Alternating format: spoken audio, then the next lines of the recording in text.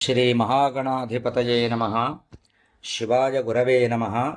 శ్రీ విష్ణురూపాయ నమః శివాయ. శ్రీ బాలాత్రిపుర సుందరీ సమేత మేధాదక్షిణామూర్తయే నమః. అందరికీ శ్రీ పరాభవనామ సంవత్సర యుగాది శుభాకాంక్షలు ముందుగా తెలియజేస్తున్నాను.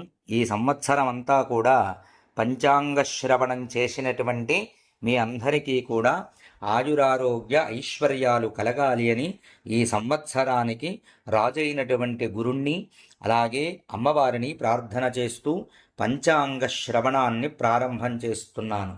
మొట్టమొదట పరాభవనామ సంవత్సరం అనేటువంటి పేరు ఈ సంవత్సరం ఉగాది నుంచి ప్రారంభమవుతుంది. పరాభవనామ సంవత్సరం అనేటువంటి పేరు కలిగినటువంటి ఈ సంవత్సరం ఇచ్చేటువంటి ఫలాన్ని తెలియజేస్తున్నాను. పరాభవాబ్దే రాజానః ప్రాప్నువంతి పరాభవం భవంతి క్షుద్రధాన్యాని ప్రభూతాని సవృష్టయః అన్నాడు. ఈ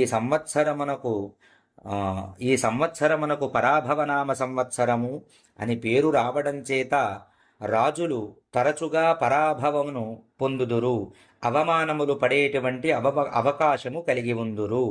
అదే విధముగా ఈ సంవత్సరమంతా కూడా చిరుధాన్యములు విశేషముగా ఫలించును, సువృష్టికరముగా ఉండును. ఈ సంవత్సరము యొక్క ఫలము రాజులకు పరాభవము, ఇబ్బందులు కలగడము, అదే విధముగా పరాభవము కలిగినప్పటికీ కూడా వారు ప్రజలకి ఉపకారము చేస్తూ ఉండడము, చిరుధాన్యములు బాగుగా పండడము, సువృష్టికరముగా ఉండడము జరుగును. అది ఎలాగ అనే దాని గురించి నవనాయకుల ఫలంలో చూద్దాం. నాయకులు మొత్తం 30 మంది.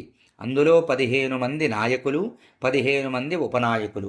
ఇందులో ప్రధానమైనటువంటి వాళ్ళు 9 మంది.